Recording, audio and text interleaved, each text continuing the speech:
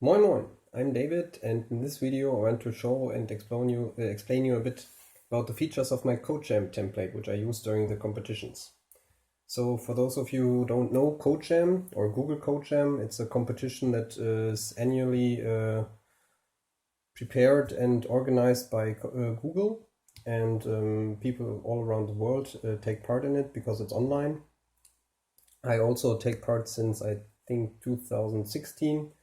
I really loved this contest, and that's why I prepared over the years a CodeJam template to help me develop the solutions faster and with less bugs, basically. So yeah, why do I think is it necessary or a good thing to have a CodeJam template? Well, first of all, the speed of writing of the code improves a lot because as you will see, you can define shortcuts of regularly used type names or functions, which you can easily remember. So that helps a lot. You don't have to look up that much on the web. Then also the automation you can introduce helps you a lot in avoiding a lot of common mistakes. So, for example, the reading and writing of input and conforming with the CodeJam standards. Yeah, if you always repeat this process, you will inevitably repeat also some of the mistakes. You might make them rarely, but because you have to do it every time, they will happen, and automating this process eliminates the source of error during the contest.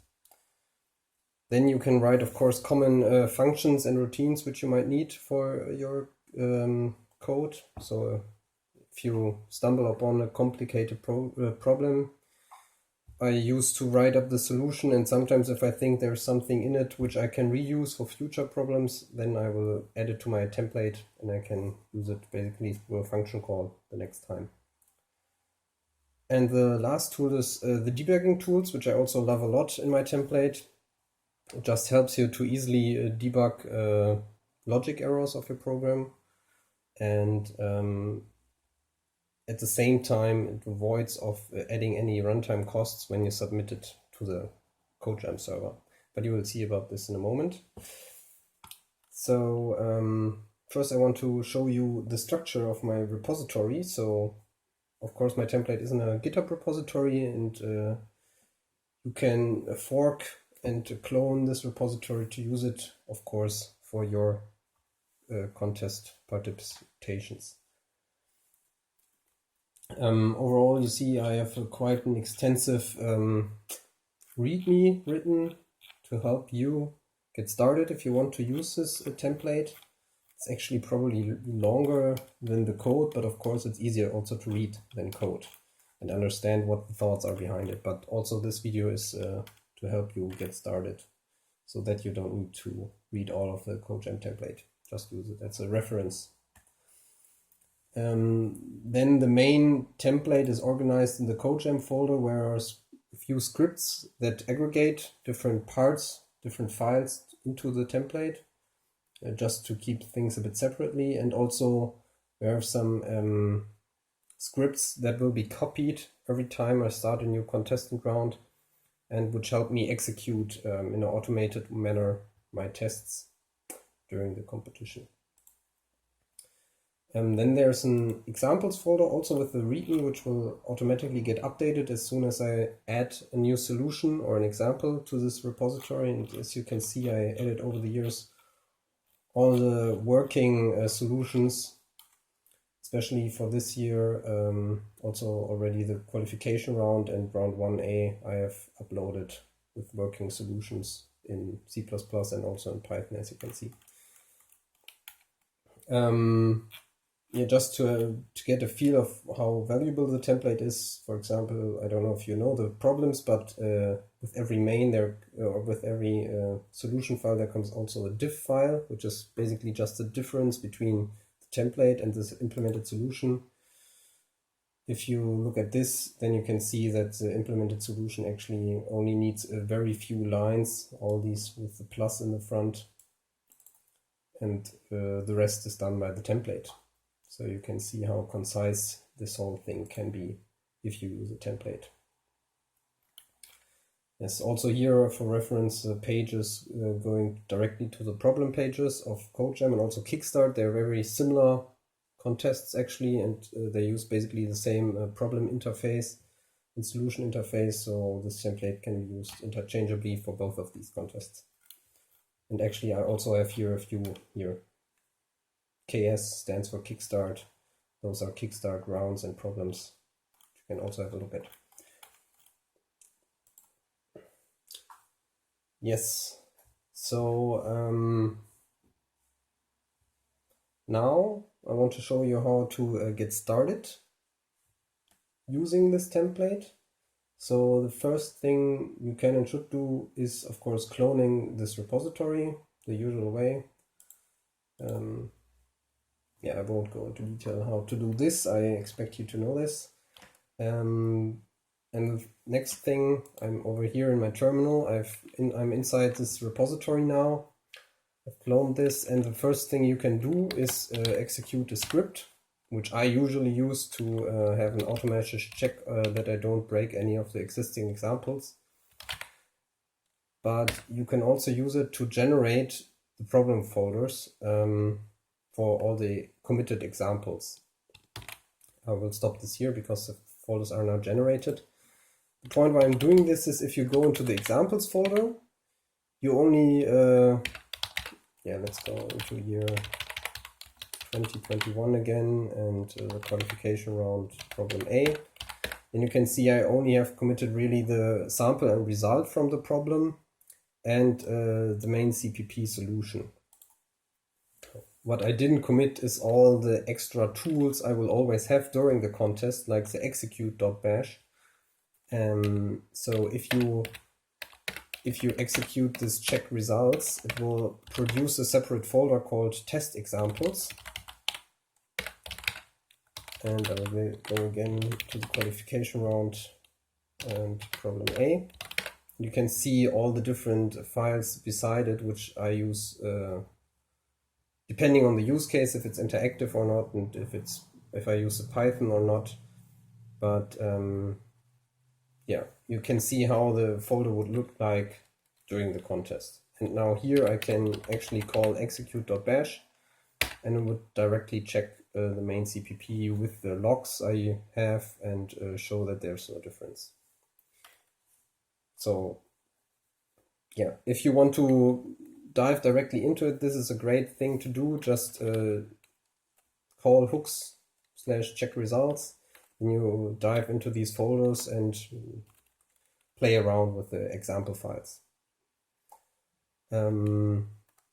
Of course, this is not helpful if you want to start a new round, so I have a different script which actually generates a new problem folder for me.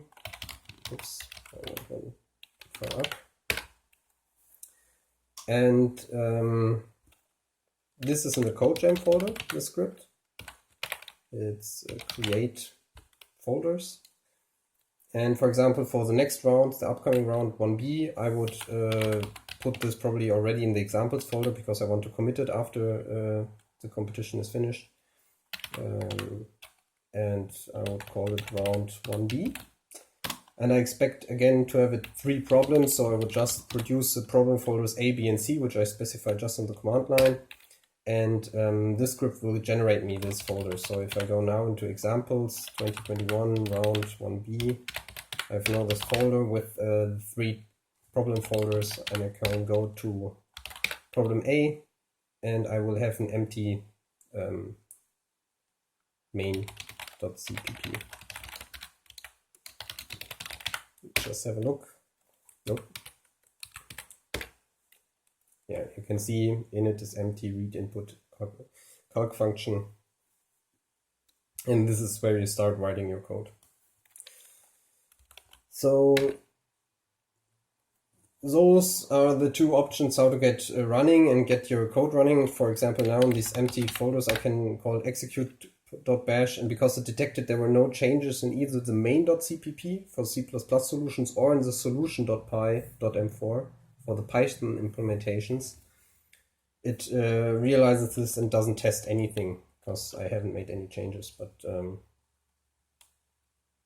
yeah, we will come to this, I think now. Yes, now I want to go into the detail of the template itself. So here's again the repository.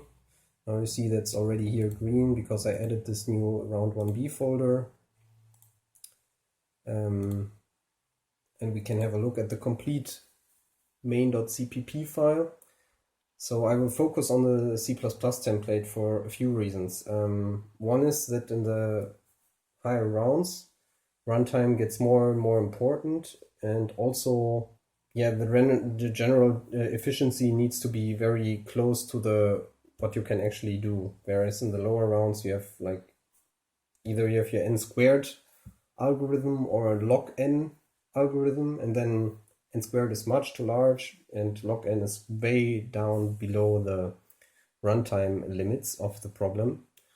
But with higher rounds, the log n might actually be close to the runtime limits. So if you use then Python implementation with the very slow for loops, I always use an estimate of a factor of 100. So a for loop in Python is 100 times slower roughly than C++. Then of course you can run in troubles with this big of a slowdown. And yeah, that's basically the main reason why I use C++. Also because I have much more template code here.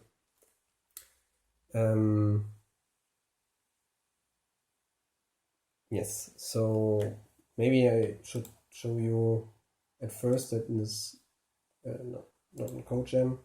In the tools folder, I have the separate parts: abbreviation, algorithm tools, debug tools, interactive tools, math tools, and the printer tools and selection tools, C++, but they're all in this one big file. And they're always, my editor is configured this way that they're always folded away at the beginning, but you can see here it consists of abbreviations, printer tools, debug tools, selection tools, math, algo, interactive, and the main part, which is just the C++ main with some printing of the test cases. And yeah, we will go briefly through those. Maybe let's start with the abbreviation.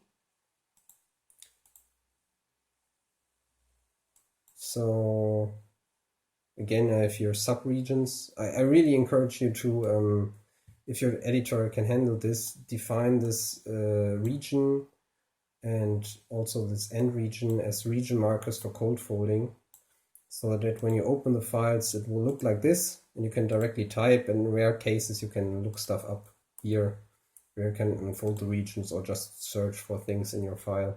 You will be brought directly to the functions you need. So yeah, what do we have? We have, first of all, we have types. So some common abbreviations also used by others is the LL for long integers, and ULL is much more rarely used, unsigned long. Sometimes you need it. Long double, just LD. Then there are some problems with 2D geometry, which is either integer based, so then I call it cell, which is here a complex number over long ints.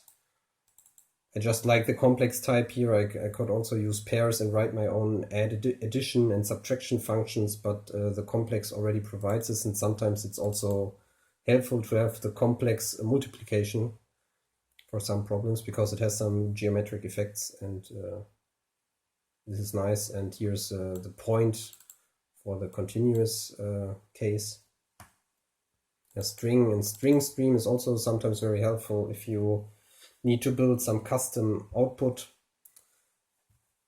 Then the string stream can help you building first a string and then put it into a string variable. What else do we have? Yes, some shortcuts for set, unordered set, dictionary type. So D stands for dictionary, but of course C++ calls it map or unordered map. Vector, pair, and C again complex if you need a different type here.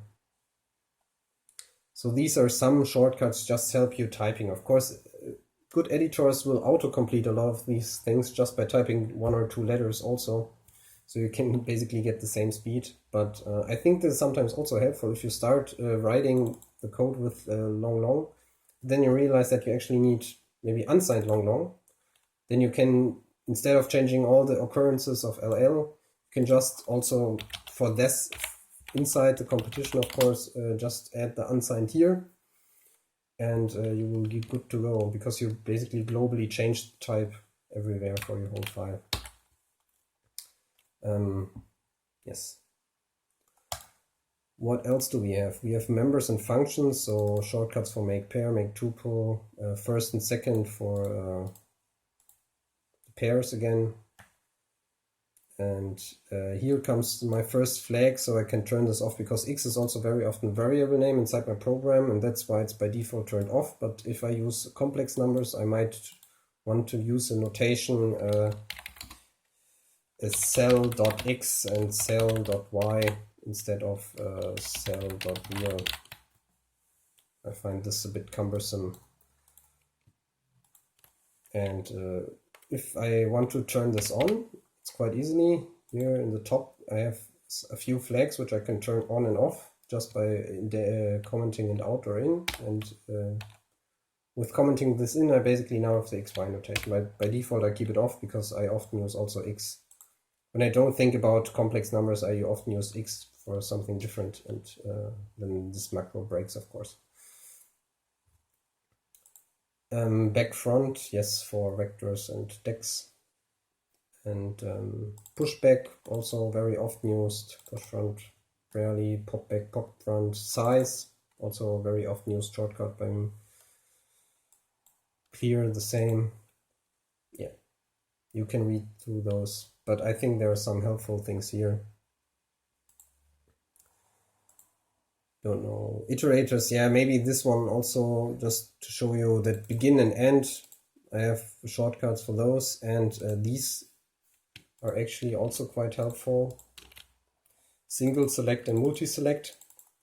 So a lot of functions in C++, of course, expect iterators to the start and end of something you want to reverse or substitute or what else. So if you just have a single element you want to select, then you can use single select, and it will get you a comma separated list of basically the start, begin plus E, and begin plus E plus 1, which will just select this one element. Multi-select, M-select, gives you the range from E to J. So, and all just gives you everything, basically. And the way to use this is for example, the sort function expects iterators, and if you have a vector V, then you can just write it like this. So all from V will just replace with this here, where this will be the V, and then you basically get the same. This is how it works. And yeah, for each shortcuts also helpful sometimes. Also for loops, I have different abbreviations. I don't need to have the types, because most for loops are integer based, of course. It's the nature of for loops. And here I just go up to n, AB exclusive and AB inclusive. So that's the only difference here at this point for those two. Some constants. Infinity is always an interesting constant. Sometimes just helpful to handle edge cases just by setting high numbers. Same, this is basically one of the lowest floating points you can reasonably represent with long doubles. Pi is sometimes used. In some problems you have like a map where you have north, south, east and west, and then you can use dir names and directions for getting these cells. Those are then usually integer-based problems. And very often you have this problem that you need to convert between moving directions, basically, and inside of your algorithm you want the representation in some form of vector. And these three things help you switch between those. So reading the input, converting it to vectors, in the end converting basically the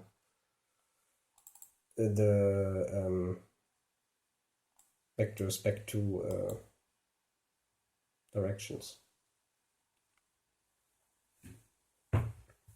Yes. And what else do we have? So maybe I should mention this modular. Some problems handle very big numbers, and sometimes the contest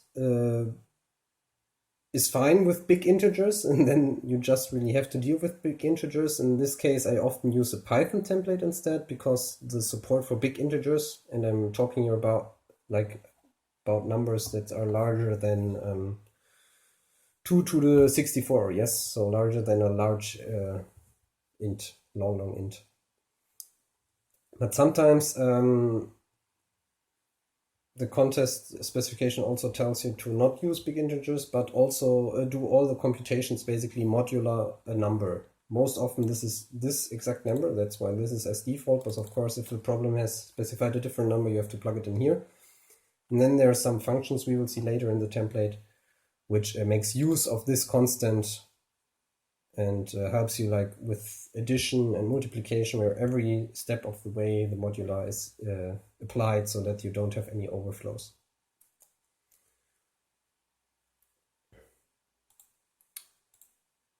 Small convenience functions, I don't even know what is. I think this is a default getter, yes, for basically a dictionary.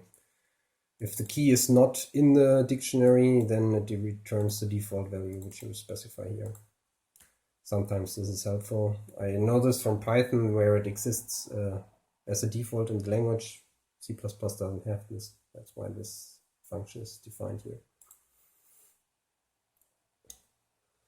Yes, so those are all the abbreviations I use quite a lot, many of them. One of the probably most helpful things in the template next to the debugging tools. The printer tools are very basic, so this helps you just using these outstream operators for cout to also handle iteratables like, I don't know, sets, decks, vectors, so that you don't have to handle those specifically, or pairs also. Yeah, nothing too fancy. Debug tools are more interesting. So what I do in the execute script, which I've shown you over here, if I call this, it will look for changes and execute the main.cpp, for example. In the execute script, will actually call with the local flag my compilation step. So the execute will compile the program and then execute it directly afterwards. And it will be compiled with this flag on.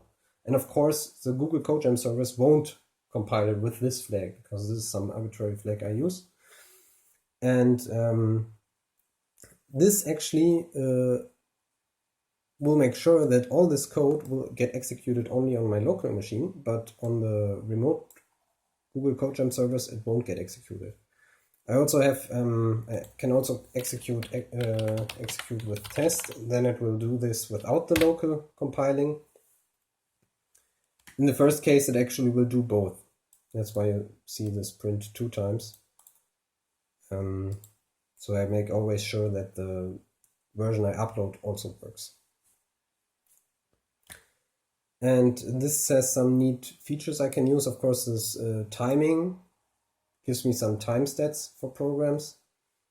Then I have local log, and local log is, again, I think abbreviated, yes, with llog. And I usually use llog and call some arguments. And if the local is on, then it will actually use this function and do some prints to standard error stream.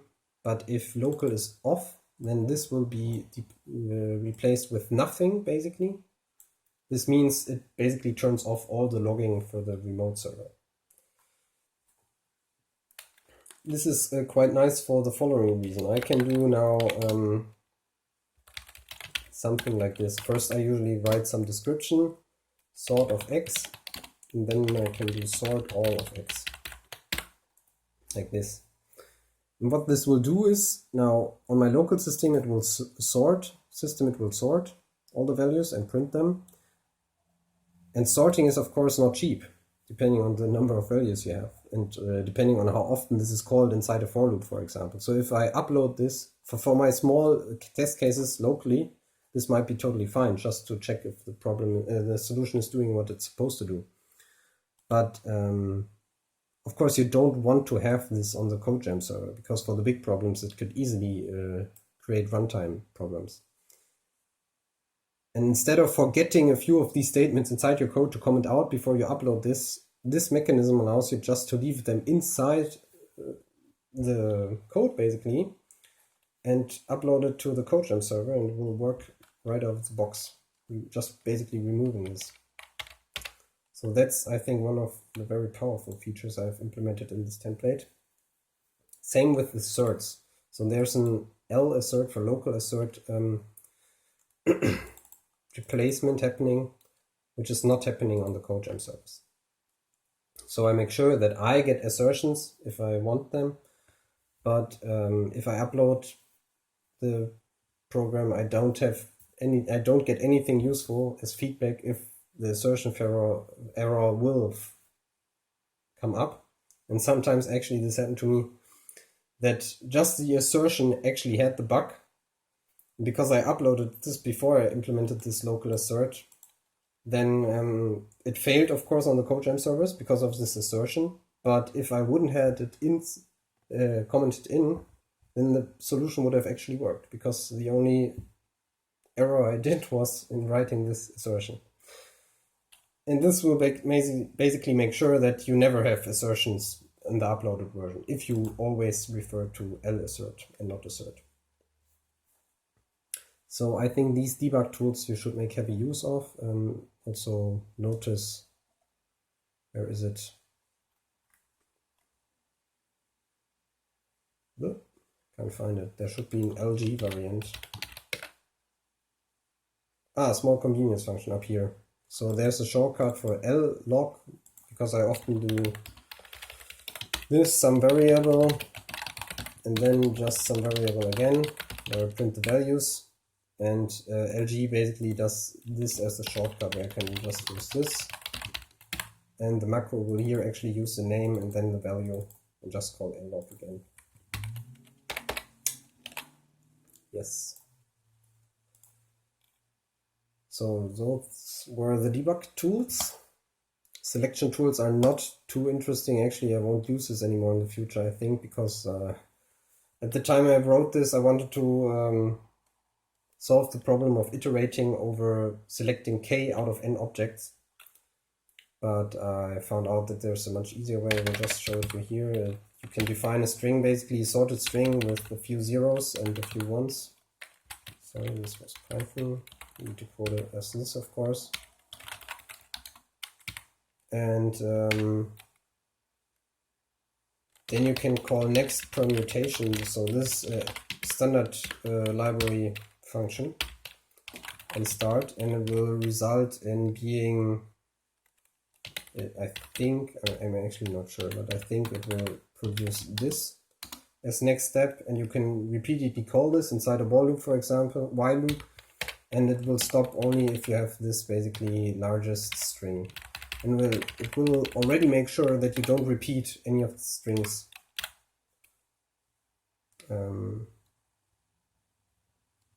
Yes. Yeah, okay, this should be like this, I guess.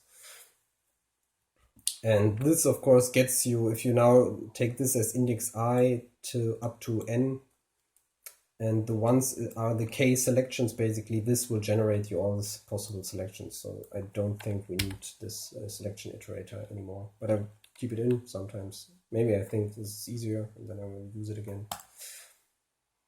Math tools, here are a few helpful things like faculty computation in a recursive manner, and LL for long, and I've, of course, here again the modular version, where I use modular computations already in every step.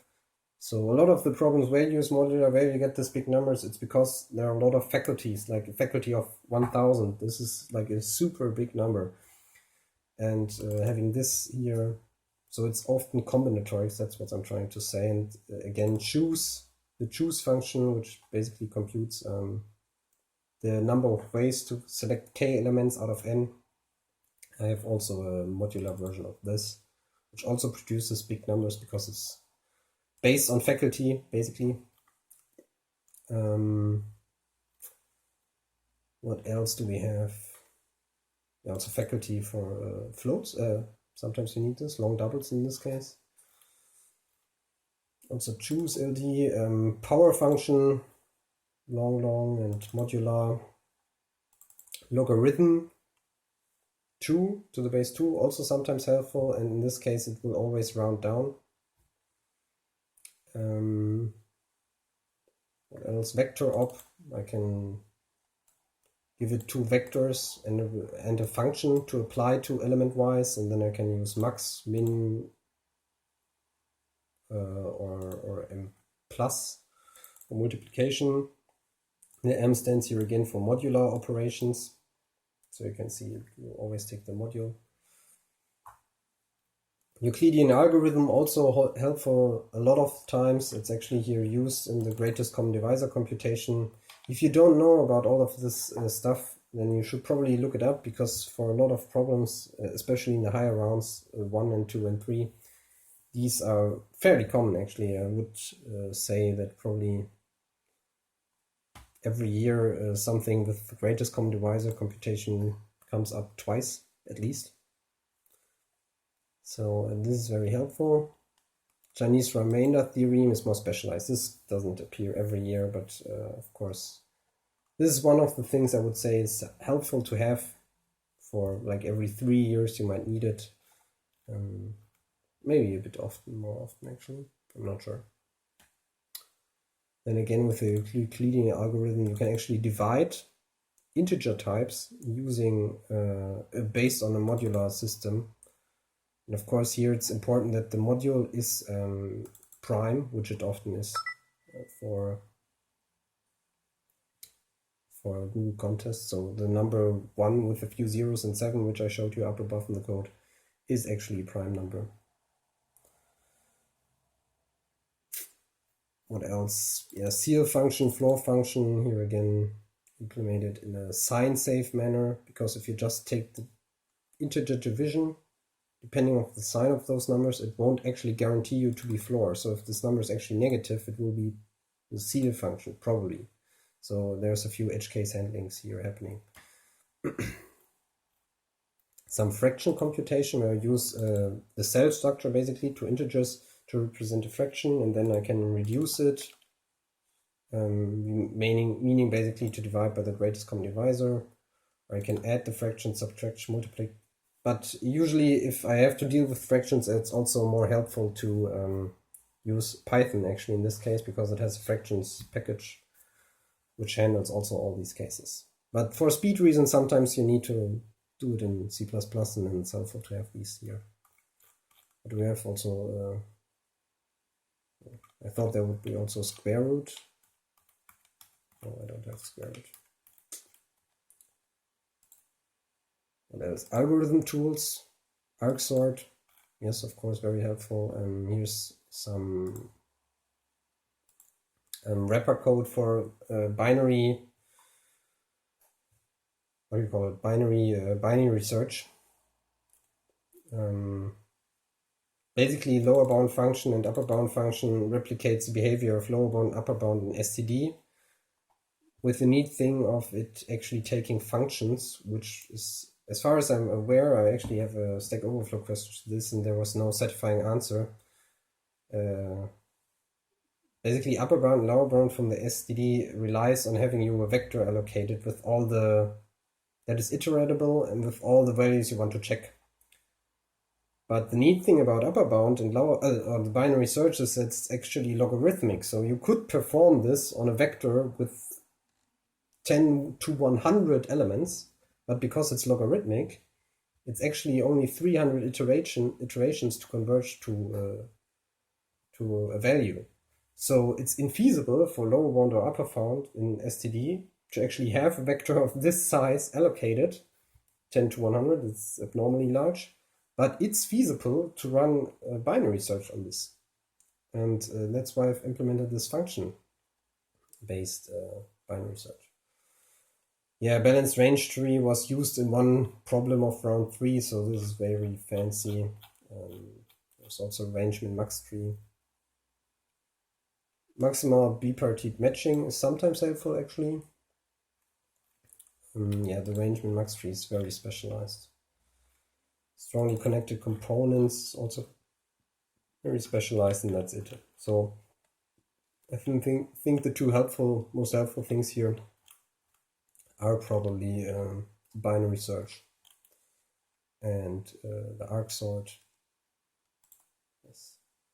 Interactive tools. So as you know, hopefully there are some interactive problems, and if you try out solving problems to prepare for a competition round, I would suggest not only doing traditional problems, but also an interactive problem at least, to understand the mechanics and how to write the code for this. And for example, usually there is an error code which the judge system sends to your program to tell you you've given a wrong solution. I will stop communicating with you now, and you should probably stop running. So if you don't handle this error, you might get the feedback of the judge that your answer timed out, and you might think, oh, I need to speed up my solution, then it will work. But if you forgot this handling of the error case, it could also just mean that the judge had an error with your response. It told you to stop, but your program didn't understand this because you haven't implemented this case, and basically just runs indefinitely, most probably because it did another question to the judge and waits for its answer, but the judge did shut down. And then your solution will just time out and not tell you that you actually made a mistake in the logic. So that's why it's quite important to catch this error code and to do it on a very low-level basis. So you want to probably have this in function, use this in function to check if the value that you read was this EA error code. And this is also something you can specify in the flags up here. So it's most often -1, or sometimes it's the string error. If it's a string, you should also change the communication type to be a string and not a long int. Okay, you can change all of this up here, so you don't have to go into the details of the template itself. But yeah, this will catch if there was an error code written to you, and then the program will exit at this point. And then the judge system of CodeGen will actually tell you that your solution made a mistake and not that it timed out. And this is, of course, a much more helpful information because it won't give you the illusion that your problem actually, your solution actually works and you just need to speed it up. That would be a wrong conclusion in this thing.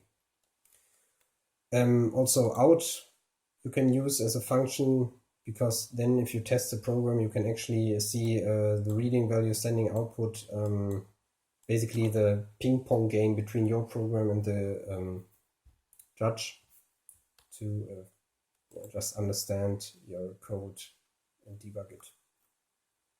And that's also this.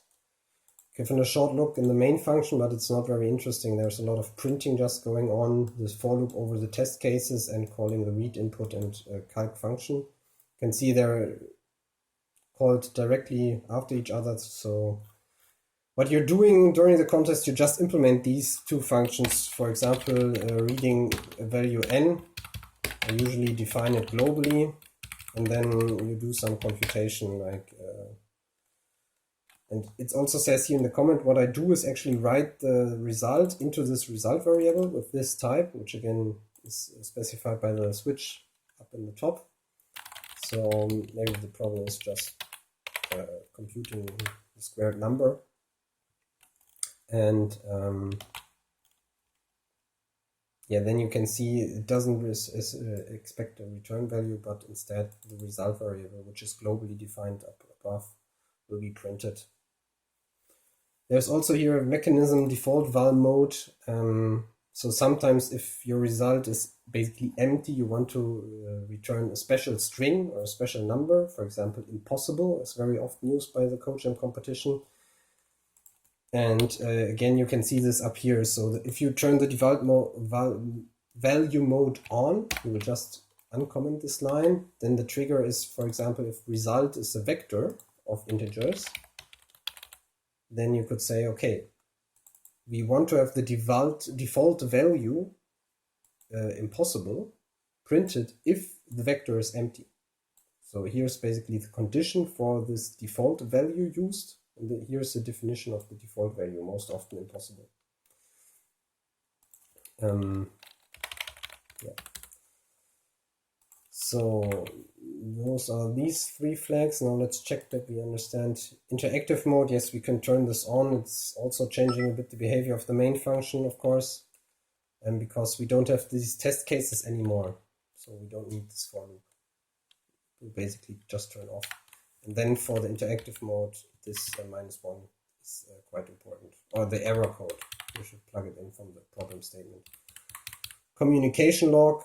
This is with the sending input, reading output stuff. You can turn this off if you want, but if it's, for example, very much and you just want to keep it silent, focus on the important logging, you can turn it off here, but default it's on because I think it's very helpful. XY notation, we talked about this. And yeah, this is basically, we went through the complete template.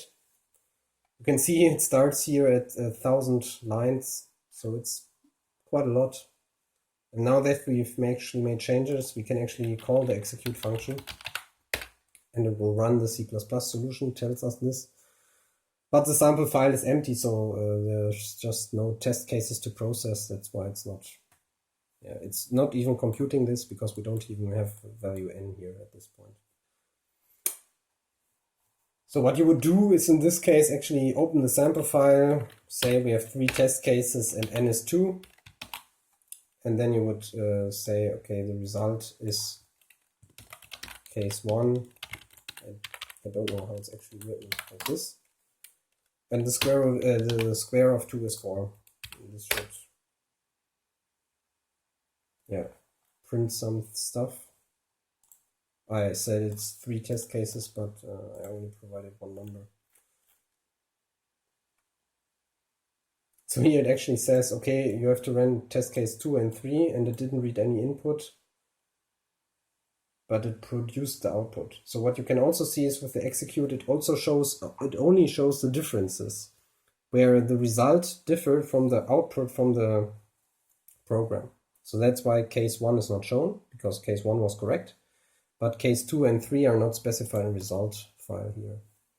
So we could add this here to 10 and 16.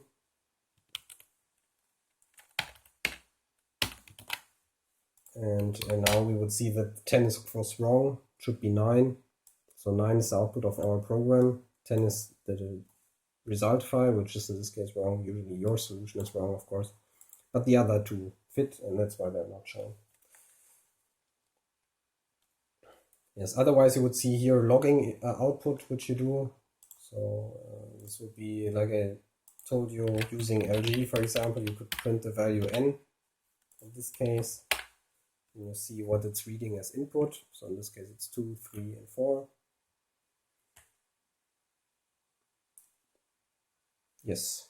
We can also have a short look into the Python template. I have a similar mechanic. So again, here are some flags, similar behavior basically. Some packages that are imported by default and used a lot, some abbreviations, something that replicates basically the behavior of C error and C out in C++. You can read all about this in the README also of the repository. Thing I wanted to point out is again this debugging mechanism, because I also again have here the log and LG for debugging, and I use the program M4 to convert this script. That's why it's called .py.m4, to convert this script, which is actually not Python executable, or at least I think it's not. And it will use all these definitions to replace all the log variants with local log functions, using the execute script again. So if you just call execute all the time in your terminal, this will work fine for either C++ or Python. Like I said, a lot of optimization not to make any user errors, which cost time. And it will actually generate you two different solutions. It will be one solution.py, which will be the test solution with all the debugging information, and then it will be solution_upload.py. And I mean, we can just make a change. Actually, this won't work. Let's just make a dummy change here, because if I then call execute, it will actually generate these files. You can see it's also running Python, and it stops after running Python because it recognizes that there's a mistake. And now you can see here these two files were generated, solution.py and solution.py.upload. And this upload is of course the one you want to upload to CodeJam. This is the one without the debugging functions. And the other one is the one. So both of these files are actually executable with Python, not the py.m4. And this one is just with error information, this one is without error information. Again, they're tested both with execute, so with error information, you can see this clearly has the error information. If this one is working and producing the expected output, it will automatically run the other one and check if that also produces the same output. Usually they should behave the same, but it's just a sanity check at this point.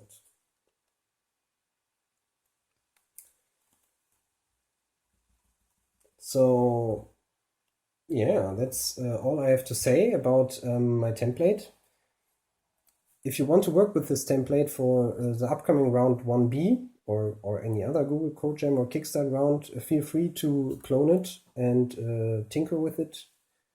I would definitely recommend you to look at the examples I've provided and also with the diffs to make sure that you understand what the things were that I implemented and what the things were that actually came from the template.